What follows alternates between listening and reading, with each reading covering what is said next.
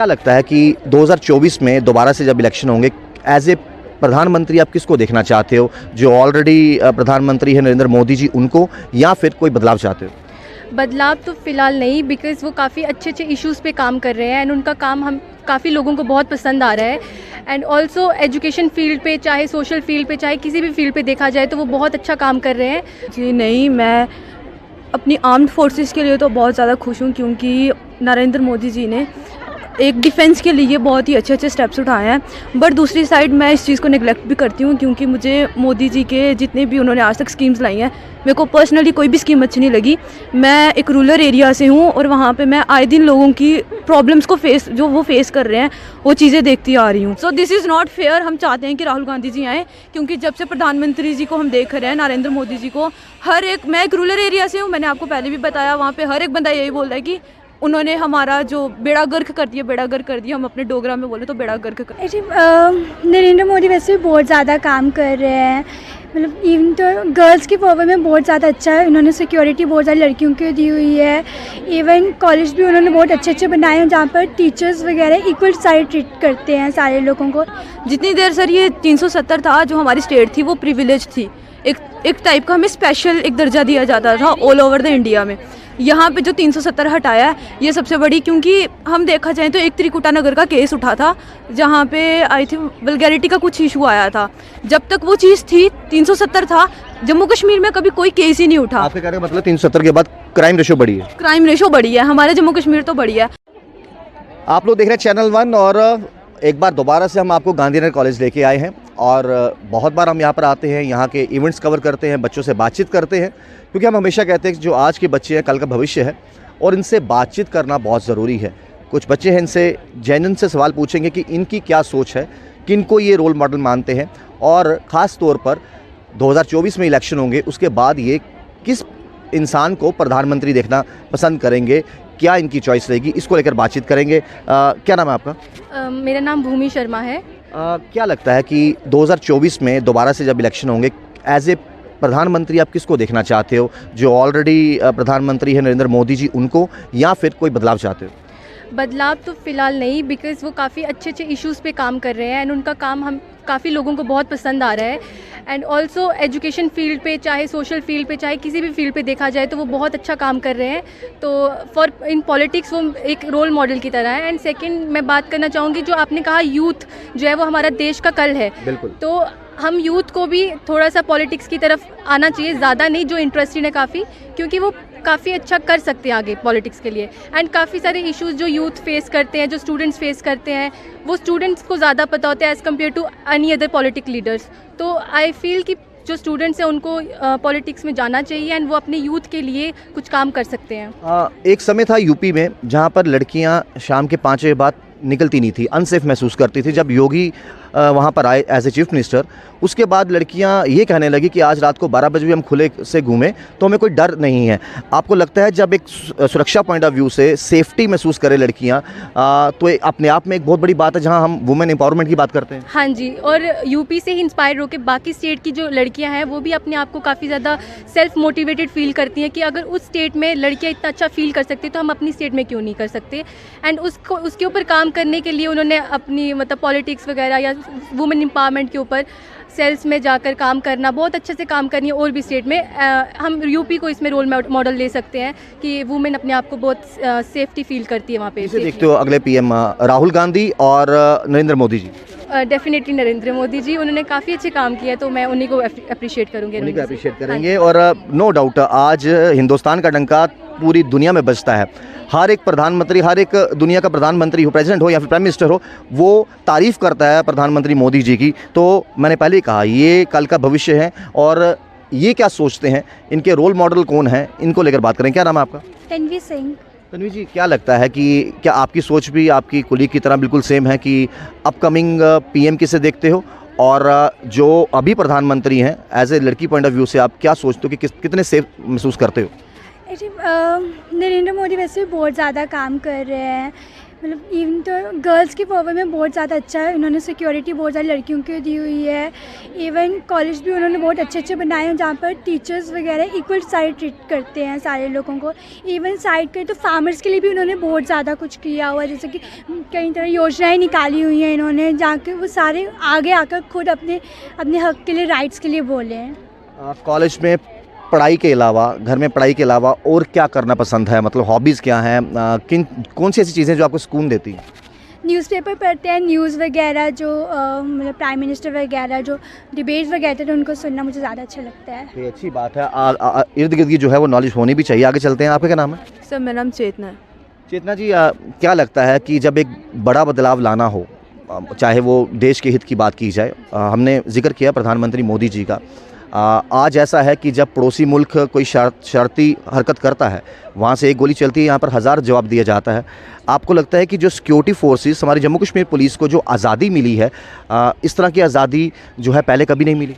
जी नहीं, मैं अपनी आर्म्ड फोर्सेस के लिए तो बहुत ज़्यादा खुश हूँ, क्योंकि नरेंद्र मोदी जी ने एक डिफेंस के लिए बहुत ही अच्छे अच्छे स्टेप्स उठाए हैं। बट दूसरी साइड मैं इस चीज़ को नेगलेक्ट भी करती हूँ, क्योंकि मुझे मोदी जी के जितने भी उन्होंने आज तक स्कीम्स लाई हैं, मेरे को पर्सनली कोई भी स्कीम अच्छी नहीं लगी। मैं एक रूरल एरिया से हूँ और वहाँ पे मैं आए दिन लोगों की प्रॉब्लम्स को वो फेस कर रहे हैं, वो चीज़ें देखती आ रही हूँ। आपको लगता है कि सेंटर से स्कीम्स चलती हैं लेकिन यहाँ तक ग्राउंड लेवल पे पहुँचती नहीं है? बिल्कुल भी नहीं पहुँचती हैं। मैं एक स्पोर्ट्स पर्सन हूँ। पिछले साल मेरा स्टेट में मैंने गोल्ड मेडल जीता था, ठीक है। यहाँ तक तो है, पर जो आगे के ऑफिशियल्स हैं वो हमें नेक्स्ट लेवल पे, जो न्यू लेवल होता है वहाँ पे हमें एक सिक्योरिटी की बात कर लें, या फिर हम अच्छी सी क्या बोलते हैं उसको, इंफ्रास्ट्रक्चर की बात करें, वो बिल्कुल भी नहीं है। यहाँ पे कोई 5 साल हो गए थे, 5 से भी ज़्यादा साल हो गए थे, यहाँ पे बोलते थे कि हम लोग अच्छा स्टेडियम बनाएंगे। जम्मू यूनिवर्सिटी की बात है, वहाँ पे हम अच्छा ट्रैक बनाएंगे। वो अभी बना है, वो भी बड़ी ज़्यादा, अगर बच्चों ने कुछ ऐसे प्लेयर्स से बहुत ज़्यादा प्रोटेस्ट करे हैं बच्चों ने, अभी जाके वहाँ पे अच्छा ग्राउंड बना है। हालांकि एमए स्टेडियम की बात करें, लाखों रुपया उस पर लगा दिया और ये उम्मीद थी कि यहाँ पर आने वाले समय में आईपीएल मैचेस होंगे, इंटरनेशनल मैचेस होंगे, लेकिन वो नहीं हो पाए। और कहीं ना कहीं इनकी बात से सहमति भी जताओगे आप तमाम व्यूअर्स की। सेंटर से स्कीम्स निकलती हैं बहुत सारी, चाहे वो स्पोर्ट्स को रिलेटेड क्यों ना हो, लेकिन जब ग्राउंड पे उतरने की बारी आती तो शायद वो चीज़ें नहीं पहुंच पाती, जिससे बहुत से खिलाड़ी हमने देखे जिन्होंने अपने देश के लिए जो है अपने स्पोर्ट्स को ही बढ़ावा दिया और तमाम नौकरियां तक छोड़ दी उन्होंने, गवर्नमेंट मिली या फिर अपना काम काज छोड़ दिया, बिजनेस नहीं किया, सिर्फ स्पोर्ट्स खेला, और जब उनको वापस उसका बेनिफिट मिलने की बारी है तो नहीं मिला, तो कहीं ना कहीं बहुत से साल उनके ज़ाया हो जाते हैं।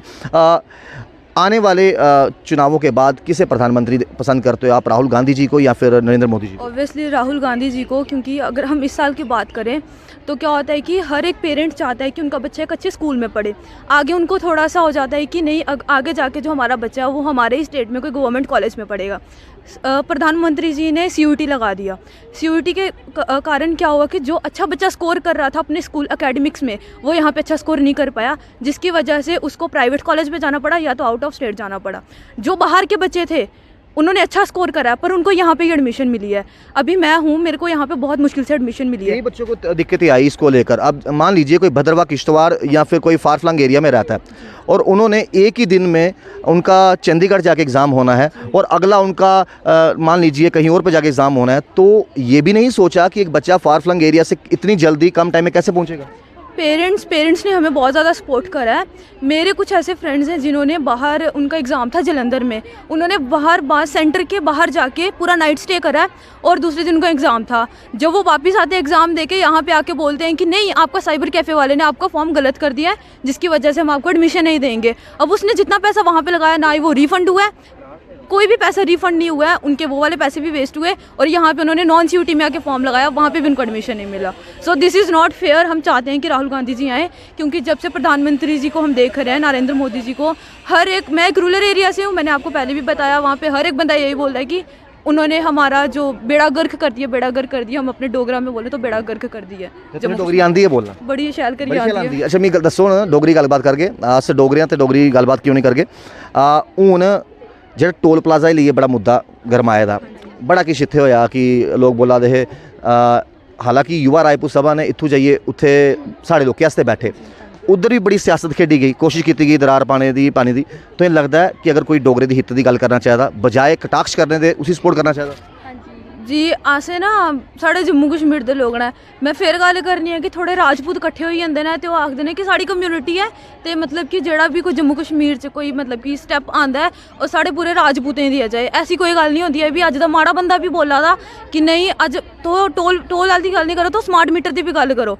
अस रोज़ ट्यूशन पढ़न आने अस रोज़ अपने कोचिंग सेंटर च जन्ने हमेशा कोई ना कोई आए दिन स्ट्राइक होई दी होंदी है ना क्या देना बड्डे बंदे इन केस सानू जेह्ड़े अस यूथ हाँ सानू भी बड़ियां प्रॉब्लमां फेस करनियां पौंदियां दी वजह कन्नै असें केह् कहंदे हैं घर असें एसी नहीं लाए दा कुछ नहीं लाए दा फिर भी 4-4 हज़ार रुपया साढ़ा बिल आ दा हूँ साढ़े माँ प्यो ने साढ़ियां फीसां भरनियां है कि इंदा बिल भरना है। बिल्कुल सही है, बिल्कुल सही है। आपके पास आते हैं जाते जाते जैसे आपने कहा कि चीज़ें बेहतर हुई हैं लेकिन अभी भी बहुत कमियां बाकी हैं। जैसे स्मार्ट मीटर की बात की, टोल प्लाजा की बात की, आपको लगता है कि हम जब भी, क्योंकि हमारा काम है सवाल पूछना, जब हम भाजपा के नेताओं से सवाल पूछते हैं तो वो कहते हैं कि 60-70 साल में कांग्रेस ने वो चीज़ें नहीं की, उसको बेहतर करने के लिए समय लगता है। लेकिन जितनी खुशी धारा 370 और 35 से टूटने के बाद जम्मू के लोगों ने मनाई थी, आज वही सवाल पूछ रहे हैं कि हमें बेनिफिट कहाँ मिल रहे हैं। आपको लगता है कि चीज़ें अभी और बेटर हो सकती हैं? जी बिल्कुल, चीज़ें और बेटर हो सकती हैं बिकॉज़ अगर आप टाइम दोगे तो चीज़ें बहुत अच्छी हो जाएंगी। जैसे कि आपने पिछले जो आपने देखे थे हमारे जो सीएम थे उस टाइम को लेके और इस टाइम में बहुत फ़र्क है, बहुत अच्छा टाइम आ गया ये वाला। तो आगे भी अगर हम इस चीज़ को और टाइम देंगे तो बहुत अच्छा टाइम हम देख सकते हैं जम्मू के लोग। कश्मीर का आपको लगता है माहौल बदला है? जहाँ पर घंटा घर पे अगर जाएँ वहाँ पर तो कोई वहाँ पर जाने की किसी को आज़ादी नहीं थी, कोई तिरंगा लेके जाता था तो गिरफ्तार कर लिया जाता था। आज लगता है कि वहाँ पर पत्थरबाजी बंद हो गई है, वहाँ पर एक चीज़ें नए तरीके से अंजाम दी जा रही हैं। और कहीं ना कहीं जैसे मैम ने कहा कि देखिए चीज़ें हो रही हैं लेकिन धरातल पर नहीं पहुंच रही।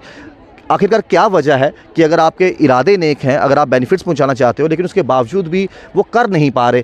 क्या कमी? देखो लोग ये कहते हैं देखिए जी सेंटर में हमें मोदी जी चाहिए लेकिन अपनी स्टेट में हमें भाजपा नहीं चाहिए, तो क्या कमियां रहेगी जिस वजह से ये सोच बन गई है? वो ऑफिशियल्स पे डिपेंड करता है कि वो ऑफिशियल्स उस बेनिफिट को हमारी स्टेट को देना चाहते हैं कि नहीं चाहते हैं। एंड काफ़ी चीज़ों को रोक के रखा हुआ है ऑफिशियल्स ने, जिस वजह से यहाँ के लोग कहते हैं कि हमें बीजेपी पार्टी नहीं चाहिए बिकॉज उन्होंने रोक के रखे हैं वो काम काफ़ी सारे। जैसे अभी आप इन्होंने बताया जम्मू जो यहाँ पे स्टेडियम बना था जम्मू यूनिवर्सिटी में, वो भी कितने प्रोटेस्ट के बाद हमें मिला। यहाँ पे MEM स्टेडियम के बारे में बताया था कि हम ऐसा करेंगे, इसको वैसा करेंगे, यहाँ पे भी नहीं हुआ पूरा काम क्योंकि ऑफिशियल ने रोक के रखा है वो काम। एंड ये फॉल्ट सारा ऑफिशियल्स का ही है, जो सेंटर से तो काम आ रहा है बट यहाँ तक पहुँच नहीं पा रहा है, वो ऑफिशियल्स के थ्रू हम यहाँ पे पहुँच नहीं पा रहा है। तो यही सोच हमें पहुँचानी थी एडमिनिस्ट्रेशन तक कि आखिरकार आज का युवा सोचता क्या है। आप इतना पैसा लगाकर एक स्टेडियम तैयार करते हो, वो पैसा कहाँ से आया? आम जनता की जेब से आया। और क्या फ़ायदा उस स्टेडियम का कि वहाँ पर आप कुछ बोलना चाहते हैं? जी सबसे पहले तो सर मैं इस चीज़ के ख़िलाफ़ हूँ कि ये जो 370 हटाया था हमारे जम्मू कश्मीर से, जितनी देर सर ये 370 था जो हमारी स्टेट थी वो प्रिविलेज थी, एक टाइप का हमें स्पेशल एक दर्जा दिया जाता था ऑल ओवर द इंडिया में। यहाँ पे जो 370 हटाया है ये सबसे बड़ी, क्योंकि हम देखा जाए तो एक त्रिकुटा नगर का केस उठा था जहाँ पे आई थिंक वल्गैरिटी का कुछ इशू आया था। जब तक वो चीज़ थी 370 था, जम्मू कश्मीर में कभी कोई केस ही नहीं उठा। आपके कहने का मतलब 370 के बाद क्राइम रेशो बढ़ी है? क्राइम रेशो बढ़ी है हमारे जम्मू कश्मीर तो बढ़ी है।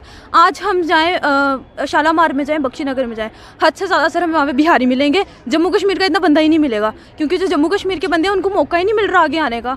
मैं तो बस यही चाहती हूँ कि जो बीजेपी है वो हटनी चाहिए, कांग्रेस आनी चाहिए, क्योंकि जो बीजेपी है वो सर बड़े लोगों की सरकार है, वो बड़े बड़े लालाओं की सरकार है। जो कांग्रेस है वो हमारी तरफ भी देखते हैं, गरीबों की तरफ भी देखते हैं। आपको लगता है कि जैसे इन्होंने कहा कि देखिए कुछ पूंजीपतियों को फ़ायदा देने की सरकार है, अंबानी अंडानी को फ़ायदा देने की सरकार है, और रही बात गरीब जनता पिसते जा रही है? जी ऐसा बिल्कुल भी नहीं है। मैं भी रिसेंटली शालामार विजिट करी हूँ, वहाँ पे आधा से ज़्यादा जो स्टाफ है वो कश्मीर से आए हुए स्टूडेंट्स हैं।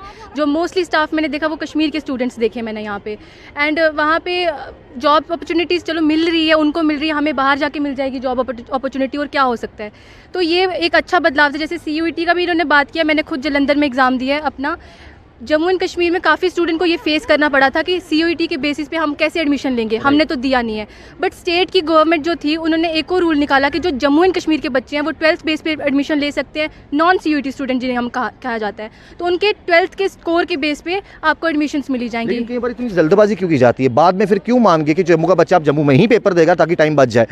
ये चीज़ें पहले टेबल पर बैठ के क्यों डिसाइड नहीं की जाती? क्यों बच्चों को हरासमेंट फील करनी पड़ती है कि देखिए जी पहले तो ऐसा हुआ था अब ऐसा हो रहा है? आपको लगता है कहीं ना कहीं कमियां तो हैं जिनको फिल करना बड़ा ज़रूरी है? जी बिल्कुल, ऑफिशियल्स में बहुत कमियां हैं। सेंटर से तो जैसे मैंने कहा, सेंटर से तो सब कुछ चीज़ें प्रोवाइड की जाती है आम जनता को, बट यहाँ के ऑफिशियल जब उन्हें उनका बेनिफिट नहीं लेने देते हैं, तो यहाँ के ऑफिशियल्स पे मैं कहूँगी कि उनके मैं खिलाफ हूँ, क्योंकि वो पूरा देते ही नहीं बेनिफिट यहाँ के लोगों को। सेंटर तो हमें बहुत कुछ कर रही है, बट यहाँ के लोग जो ऑफिशियल्स हैं हमारे ही होके हमसे मतलब ये सब चीज़ें हमें बेनिफिट नहीं दे रहे हैं, तो मैं सेंटर के ये चीज़ें। तो खैर अलग अलग मतभेद हो सकते हैं, इनके अलग अलग पॉइंट्स हो सकते हैं, लेकिन मनभेद नहीं है। ऑब्वियसली जब भी कोई देश के भले के बारे में सोचेगा तो अपनी अपनी राय रख सकता है। तो इसीलिए हमने कहा कि हम कॉलेज में आए हैं, ये कल के युवा हैं, ये बेहतर समझते हैं। ये वो युवा नहीं है कि जिनको कोई पॉलिटिक्स में इंटरेस्ट नहीं है, ये वो युवा नहीं है कि जो अखबार नहीं पढ़ते, जो न्यूज़ नहीं सुनते। तमाम चीज़ों की नॉलेज रखते हैं, पढ़ाई तो करते हैं, साथ ही साथ तमाम चीज़ों की नॉलेज रखते हैं। और अगर इन्हीं के कहे हुए शब्द कहीं पर एडमिनिस्ट्रेशन के काम आते हैं तो इससे बेहतर और क्या होगा। देखिए चैनल वन, राहुल खत्री, नमस्कार।